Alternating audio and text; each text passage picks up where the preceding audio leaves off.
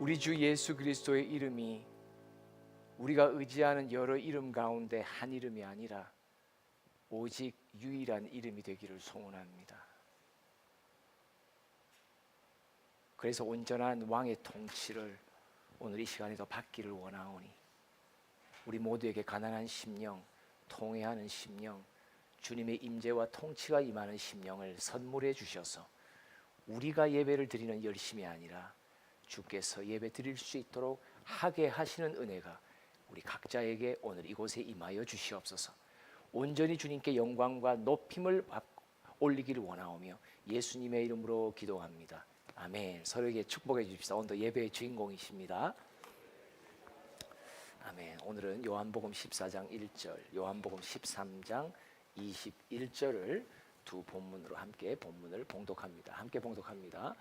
너희는 마음에 근심하지 말라. 하나님을 믿으니 또 나를 믿으라. 예수께서 이 말씀을 하시고 심령이 괴로워 증언하여 이르시되 내가 진실로 진실로 너희에게 이르노니 너희 중 하나가 나를 팔리라 하시니라. 다시 한번 14장 1절을 보면 하나님을 믿으니 또 나를 믿으라. 처음에 이 강의 설교를 할 때 이 의미가 어떤 의미냐, 믿음을 계속 믿으라는 뜻이에요. 하나님을 믿고 또 예수를 믿고, 무슨 말이에요? 계속 믿음이 요구된다는 거예요. 믿음이라는 것은 어떤 한 사건 앞에서 당면할 때 어쩔 수 없어 내가 예수 한번 붙잡는 그런 믿음이 아니라, 믿음은 지속적으로 계속 되지 않으면 언제든지 우리는 마음의 근심이 떠나질 않아요. 온갖 사면이 다 근심거리잖아요. 그러니까 다 걱정할 것밖에는 없어요. 세상 삶이 다 그렇습니다. 그래서 우리는 하나님을 또 믿고 또 예수를 믿고 계속된 믿음을 통해서 우리의 마음에 엄습한 근심의 공격을 어떻게 하면 우리가 이길 수 있는가. 근데 오늘은 특별히 우리의 마음의 근심, 특별히 우리의 마음에 특별한 아픔이 있는데 그 아픔의 원인이 어떤 사건 속에 있냐. 13장 21절에 보니까 가룟 유다가 예수를 배반하는 사건이 나옵니다. 이때 예수님의 심령이 어땠다고요? 괴로우셨다고 말합니다. 사실 우리의 마음이 괴롭고 근심되고 아픔을 가질 수 있는 갖가지의 원인이 있을 수 있죠. 그러나 그 중에 한 가지, 예수님 친히 이 땅에 사람의 몸을 입고 오셔 받으신 하나의 아픔이 있었어요. 그게 뭐냐? 3년 동안 동고동락했던 제자, 또 동역자, 함께 신뢰하며 함께 땀 흘렸고 함께 눈물 흘렸던 그런 동역자들의 관계, 가까운 관계에서 상처를 받는 거예요. 우리가 왜 자식들을 키우면서 상처를 많이 받습니까? 많이 희생하고 사랑을 주었기 때문에 그만큼 더 많이 받는 거예요.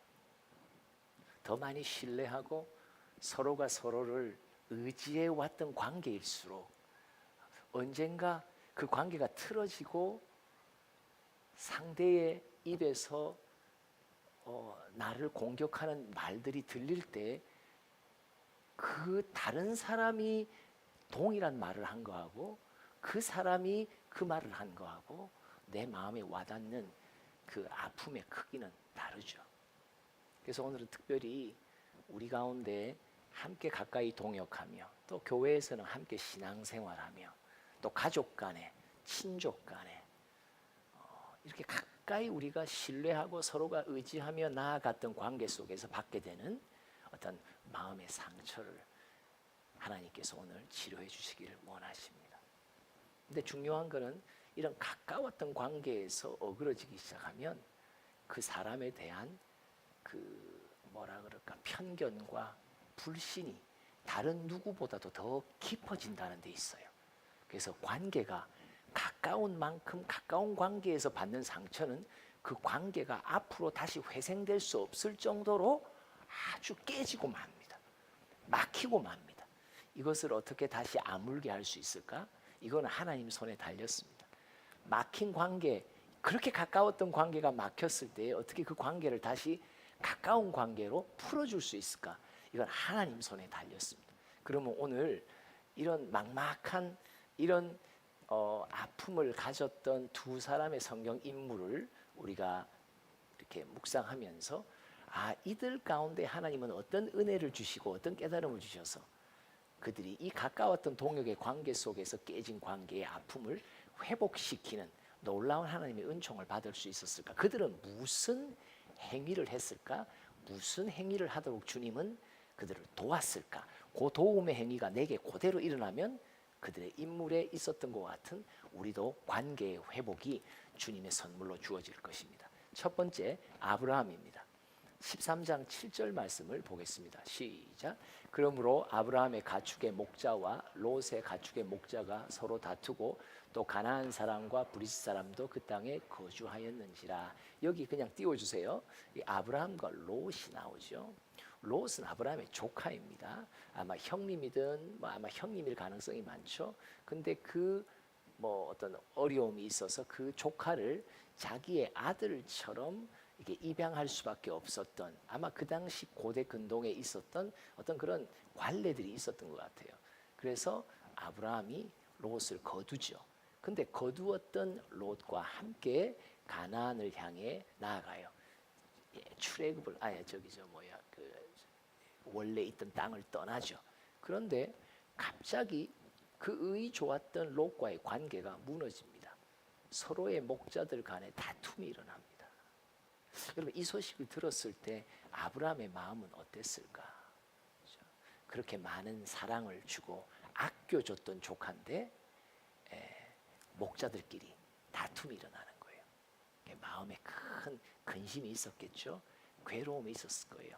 아니, 동네 저 겉에 다른 사람이 그런 다툼이 있었다면 별거 아니었을 건데 아들과 같은 사람의 어떤 목자들 간에 다툼이라는 것은 엄청난 아픔으로 와닿았겠죠. 근데 여러분, 하나님께서 아브라함에게 주신 은혜가 뭐냐면 이 다툼의 사건이 왜 일어났는지를 지금 이 기록 속에 가르쳐 주는 거예요. 여러분, 오늘 이 두 사람의 인물을 소개해 드릴 때 꼭 여러분들 기억하세요. 어떻게 그 사람이 나한테 그럴 수가 있냐고. 이런 관계가 있어요. 깨진 관계가 있어요. 근데 이 깨진 관계가, 이 사건이, 이 아픔이 왜 내게 주어졌을까에 대한 원인을 하나님 앞에서 찾으셔야 돼요. 그래야 이 관계가 다시 회복돼요. 자, 봅시다. 원인이 뭔가 12장 4절 말씀 읽어봅니다. 시작. 이에 아브라함이 여호와의 말씀을 따라갔고 롯도 그와 함께 갔으며 아브라함이 하란을 떠날 때에 75세였더라. 여기 보니까 아브라함이 여호와의 말씀을 따랐고 12장 1절과 2절, 네가 본토 친척 아비 집을 떠나라. 본토 친척 아비 집을 떠나라. 근데 누구는 딱 데리고 가요? 친척인 롯을 데리고 갑니다. 하나님의 명령에 불순종하는 아브라함의 행위가 여기에 기록되어 있습니다. 여러분, 우리는 그래 아무리 그래도 그 사람이 나한테 그러면 안 되지라는 이런 관계 속에서의, 가까운 관계 속에서의 아픔을 당할 때 오늘 이 순간 여러 가지 치료해 주신 하나님의 방법이 있죠. 그러나 한 가지, 그 중에 한 가지 방법을 지금 주님이 오늘 이 강단을 통해서 소개하는 거예요. 그게 뭐냐? 하나님 앞에 나아가 내가 지난 세월 혹시나 주님의 말씀 앞에 내가 불순종하게 있는지를 내가 점검해 보는 거예요. 이게 참 중요합니다. 저는 최근에 몸이 아프면서 집에서 머물며 요양하면서 치료받으면서 제가 하나님 앞에 받는 큰 은총은 뭐냐? 지난 세월 그렇게 가까웠던 사람들과의 관계가 틀어지면서 그들이 오히려 거꾸로 친구가 아니라 원수로 변하는 이런 것들, 또 그 외에 여러 분들을 생각하면서 왜 그렇게 되었을까 할 때 주님이 저에게 주시는 깨달음이 뭐냐? 네가 내 뜻에 따라 행하지 않았기에 이런 엄청난 일들이 벌어지는 거라고. 그러면서 계속 제가 누구 한 사람이 떠오르면 그 사람이 왜 그랬을까? 그래, 내가 그때 주의 뜻을 거슬러 갔지. 그 사람은 왜 내게 이랬을까? 왜 그렇게 돈독하게 동역했던 사람인데 왜 한순간에 멀어지고 연락도 안 하게 될까? 그래, 그때 내가 이렇게 행했지. 하나님 앞에서 그의 뜻 따라 행하지 않았던 내 임의로 행했던 불순종이 하나님이 가까이 함께했던 자들과 관계를 끊어놓으시며 오히려 그들을 통해 큰 아픔을 받도록 만드는, 허락하시는 그런 시련으로 내게 왔구나. 아브라함이 하나님의 뜻을 거역합니다. 본토는 떠납니다. 아비 집은 떠납니다. 근데 친척을 온전히 떠나지 않습니다. 롯을 함께 데리고 가는 그 불순종이 롯과의 관계 속에 틀어질 수밖에 없도록, 다른 말로 말하면 아브라함이 이렇게 말씀하셔. 네가 친척까지도 떠나지 못해 연연해 한다면 내가 큰 사건을 벌여 너로 하여금 친척을 떠날 수 있도록 순종하도록 내가 도와준다는 뜻이에요. 그래서 어떻게 해요? 다투고 서로 헤어지잖아요. 그때서야 어떤 일이 벌어져요? 13장 14절 읽어봅니다. 시작.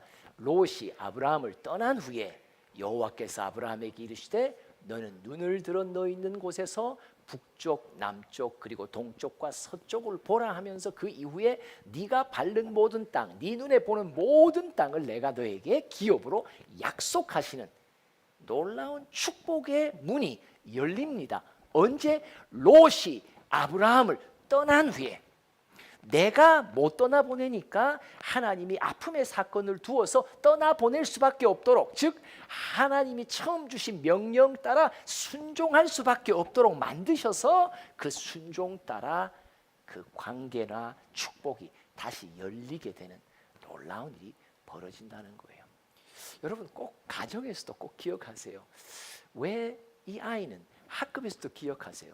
왜 이렇게도 잘 따랐던 내 이 아이가 왜 갑작스럽게 내 등을 지게 될까? 제일 지름길은 뭔지 아세요? 관계 회복의 지름길?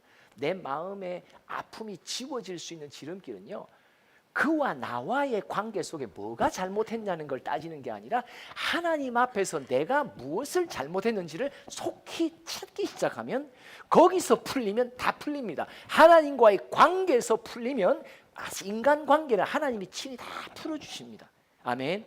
여러분 뭔가 풀리지 않고 막힌 인간의 관계들이 있다면, 특별히 가까운 관계 속에 그 엉켜진 관계가 내게 항상 짐이 되고 부담이 되고 괴로움이 되고 근심으로 남아있다면 이걸 풀 수 있는 길은 한 가지입니다.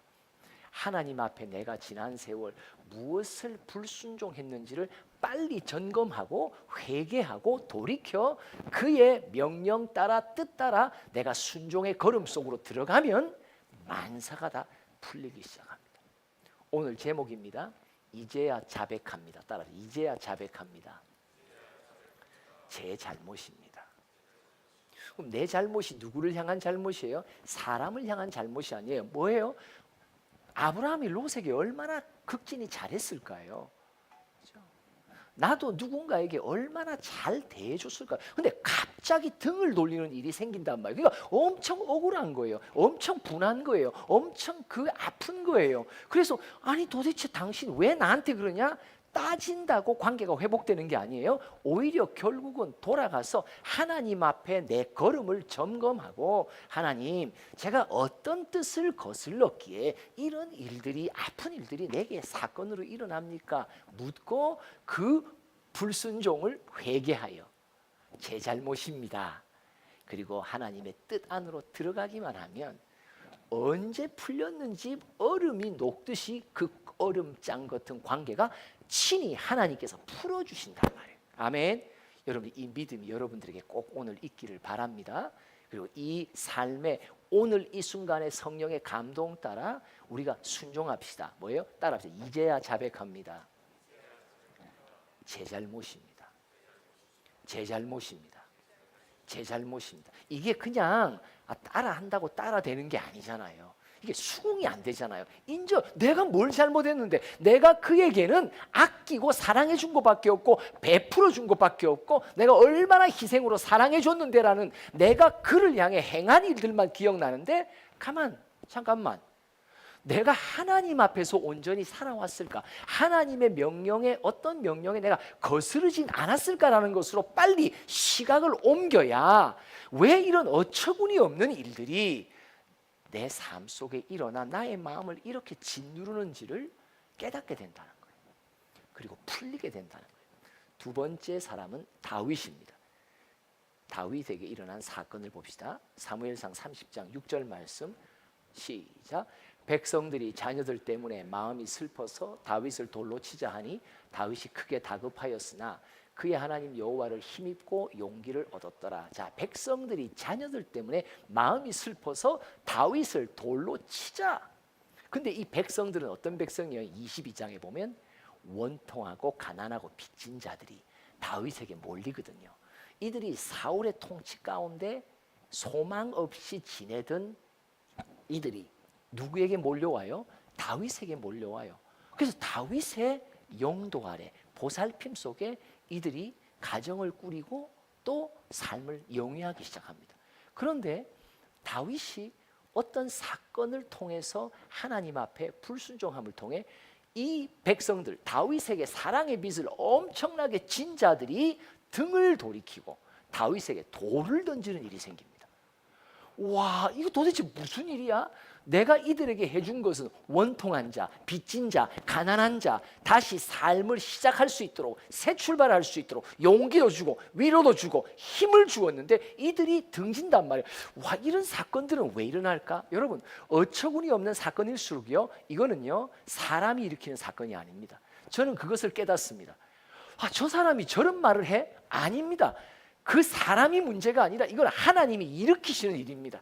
상식적으로 그런 말을 할 수 없고 상식적으로 들을 돌릴 수 없습니다. 그런데도 신기하게 그런 사건의 아픔이 내게 오는 것은, 그래서 야, 어처구니 없이 억울한 일일수록 꼭 기억하십시오. 아, 이건 하나님이 일으키시는 일일 가능성이 크다는 것이에요. 한번 봅시다. 왜 이런 일이 다윗에게 일어나냐? 27장 1절 말씀을 봅니다. 시작. 다윗이 그 마음에 생각하기를 내가 후일에는 사울의 손에 붙잡히리니 블레셋 사람들의 땅으로 피하여 들어가는 것이 좋을지리다. 사울이 이스라엘 온 영토 내에서 다시 나를 찾다가 단념하리니 내가 그의 손에서 벗어나리라 하고. 자, 여기 잘 보세요. 다윗이 그 마음에 생각했다. 내가 이후에 사울의 손에 붙잡히리라 자기 생각한 거예요. 그리고 그 생각대로 다시 떠난 거예요. 이스라엘 땅을 떠나죠. 여러분, 이 사건도 22장인가에 보면 그가 사울의 위협을 떠나서 피해 돌아다니며 모압 땅에 이르러요. 근데 모압 땅에 있을 때 하나님이 갓 선지자를 보내서 뭐라고 말하냐? 너 유다 땅으로 들어가라고 말해요. 그래서 그 순종해서 유다 땅으로 들어갔어요. 근데 유다 땅으로 들어갔다가 자기 생각이, 와, 이거 아무리 그래도 유다 땅에 있다가는 큰일 날 것 같은 거야. 그래서 어떻게 했을까요? 다시 유다 땅을 떠납니다. 이 불순종을 통해서 다윗이 어디 유다 땅을 떠나서 블레셋에 가서 블레셋에서 시글락이라는 성읍을 받아서 그 성읍에서 이 원통하고 빚지고 가난한 자들이 다 함께 머물러 있습니다. 이 시글락이 바로 그가 없는 시간 동안에 아말렉 군대에 의해서 침공당해서 모든 집의 살림들이 다 불타고 빼앗기고 모든 가족들과 자녀들이 다 아말렉 군대에 의해서 포로로 잡혀가는 비극적인 사건이 일어나죠. 그 사건을 받으면서 이 백성들이 이제 누구를 원망해요? 다윗을 원망하기 시작하는 거예요. 그래서 아까 30장 1절에 있었던 6절에 있었던 이 다윗에게 돌을 던지고자 했던 아픈 사건이 일어납니다. 원인이 뭘까요? 다윗이 왜 이런 일을 당했을까요? 왜 이런 어처구니 없는 일들을 그는 다윗의 삶의 아픔의 사건으로 당합니까? 왜요? 하나님의 명령을 거슬러 불순종한 죄가 잘못이 있기에 하나님은 그에게 이런 사건으로 깨우쳐 주신다는 것을 말하는 거예요. 자, 30장 8절 어떻게 하나님의 방법으로 또 이제 돌아옵니까? 시작. 다윗이 여호와께 묻자와 이르되 내가 이 군대를 추격하면 따라잡겠느니까 하니 여호와께서 그에게 대답하시되 그를 쫓아가라. 네가 반드시 따라잡고 도로 찾으리라. 여기 중요한 거예요. 다윗이 여호와께 묻자와 이르되. 이전에 하나님이 주신 명령을 수행해 가다가 삶의 정황을 살펴보니 그 순종 속에 있다가는 큰일 날 것 같으니까 자기 생각대로 임의대로 자기의 방법대로 행하는 불순종을 통해 시글락의 공동체 속에서 어떤 그런 아픔의 사건을 갖죠. 근데 그 아픔의 사건이 회복되는 기점이 어디냐? 다윗이 다시 여호와께 묻습니다. 하나님 어떻게 해야 되냐고. 하나님의 뜻 따라 순종하는 걸음으로 돌이킵니다. 그때 그 이후에 여러 일들이 일어나는데 그게 뭐예요? 이 모든 백성들이 다윗과 함께 또 화평한 관계가 회복되는 하나님의 축복을 받습니다. 혹시 우리 가운데 누구라도 그렇게 가까웠던 사람들인데 왜 마치 하루아침에 안색이 변하고 내게 큰 아픔을 주는가? 이런 마음의 아픔을 가진 분이 계신다면 오늘 하나님이 초청하십니다. 하나님 앞에 나아가서 하나님께 한번 물어보세요.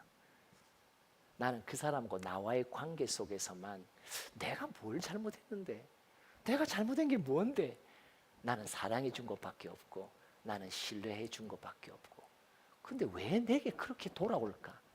여기서 실갱이하고 계속 세월을 보내면서 마음의 아픔을, 구렁을 더 많이 파지 마시고 오히려 속히 하나님 앞에 나와 하나님 제가 무슨 불순종을 했습니까? 그럼 하나님께서 가르쳐 주실 겁니다. 이게 너의 불순종의 죄였다고. 그래서 이제야 자백하게 됩니다. 아, 제 잘못으로 일어난 일이라는 것을, 그리고 그 잘못을 회개하고 주의 뜻 가운데로 다시 들어가게 되면 놀라운 일이 벌어집니다. 그렇게 나를 어처구니 없이 등졌던 이들의 마음 하나하나를 주님 친히 만져주셔서 다시 그 관계가 회복될 수 있도록 축복의 문을 다시 열어주십니다. 전혀 열릴 것 같지 않은 관계의 문, 깨진 관계의 문, 이것이 다시 놀랍게 살얼음 몰듯이 녹아 다시 열려지는 그런 축복이 우리의 마음 가운데 관계 속에 한 분 한 번씩 일어나서 우리가 진짜 여호와의 살아계심과 그리고 하나님의 뜻 따라 순종함이 얼마나 큰 복인지를 우리가 간증할 수 있는 모든 분들 되시기를 바랍니다. 따라합시다. 이제야 자백합니다. 제 잘못입니다. 제 잘못입니다. 제 잘못입니다. 기도하겠습니다.